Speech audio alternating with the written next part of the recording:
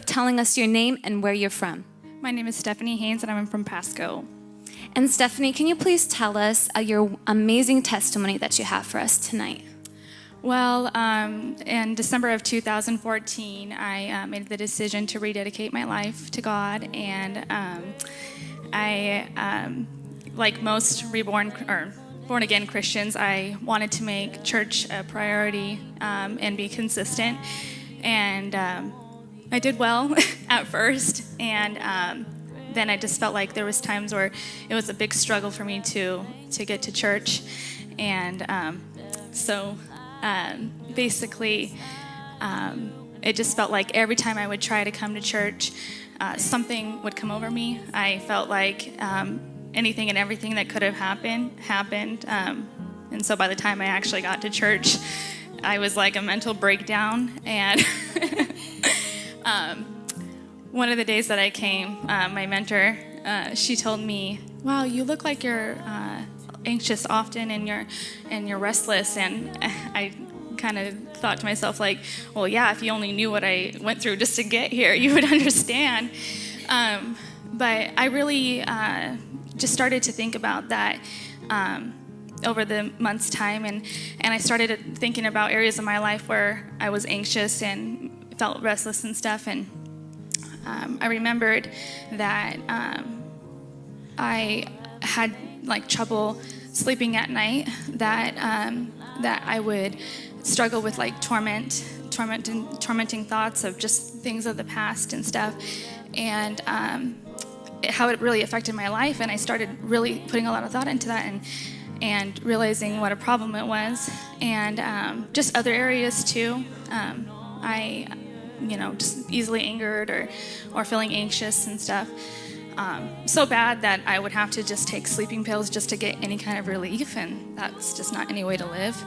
And so after your mentor was telling you that, there was this restlessness, and you started to examine your life and notice that there was anxiety and fear, and that you even noticed that at night you were in torment, you had to take sleeping pills because you couldn't sleep. Is that correct? Yes. And then basically from there, it got worse.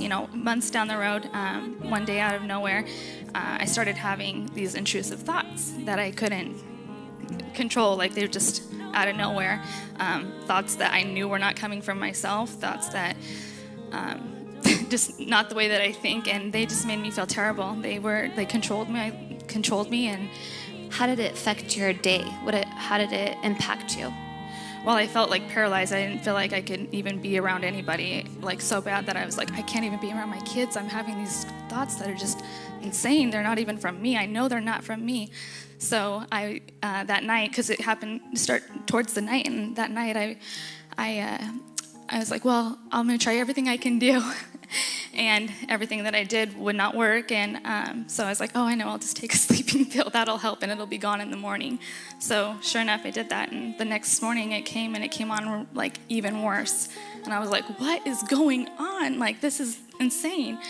And so I battled with it all day long, and finally worked up enough courage to text my mentor and say, I really need prayer. I don't know what's going on, but whatever's going on, it needs to end tonight. And so I got a hold of her, and she came over that night, and we prayed, and I believe that I was delivered. I knew God was delivering me from the oppression, and the next morning I woke up, and I slept like a baby that night too. No sleeping pills.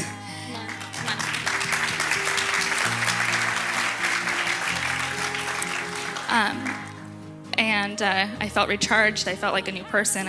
I even read 2 books in 2 days, which anyone who knows me knows that I am not a reader. So that was proof that I was delivered. And that night I remembered too, when we were talking, she had said that don't be surprised or worried. Those thoughts might come back, but they're no longer in you. They're no longer a part of you. And you'll have to fight them off if they come. And so I didn't have that experience at first, and everything was really good. And then a couple days went by, and those thoughts were starting to knock at my door again, and I was like, oh no. I recognized it right away, and I had to rebuke those thoughts and fight. And they'd go, and then they'd come back, and I just kept fighting and fighting. But the difference was this time, I was stronger. Amen. Amen.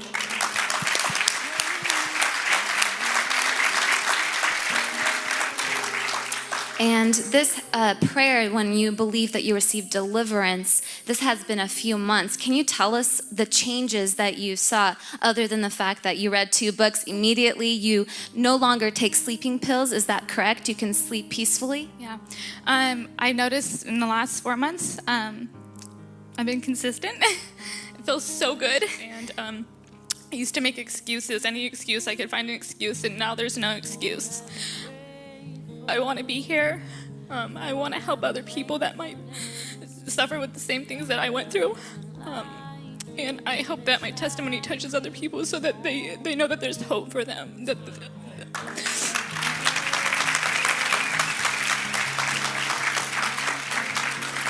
And before we finish off, can you just tell us one last thing, is that was there anything else that you noticed about the way you saw or perceived things? I noticed a couple days or a few days or a week or so after my deliverance, things started changing. Things were, God was talking to me, I feel like, and my thoughts on even just drinking and stuff changed. Whereas before, I felt like if there was a situation where I could be at a drinking event or something, that no longer was a part of me. I felt like a different perspective of it, and so it changed a lot for me. Amen. Come on, give it a hand of applause. And those that are here and those that maybe are watching on live stream, maybe they are dealing with intrusive thoughts or anxiety or heaviness. What type of advice would you want to give to them tonight? I'd say don't underestimate the power of prayer and or home groups. That while you can receive or gain wisdom from your home group, you can also receive freedom. So, and freedom, you can't underestimate that. It feels so good, and I'm here to testify that.